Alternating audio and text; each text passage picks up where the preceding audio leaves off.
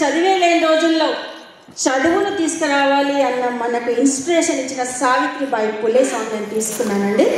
Okay, నాకు ఈ అవకాశం ఇచ్చినందుకు ధన్యవాదములు.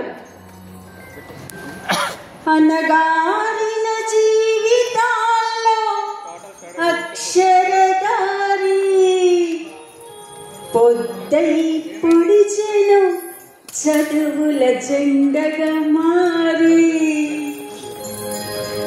ఈ దేశపు మొదటి పంతులమ్మగా చేరి మన జీవితాల్లో నింపిందో వెలుగుల దారి.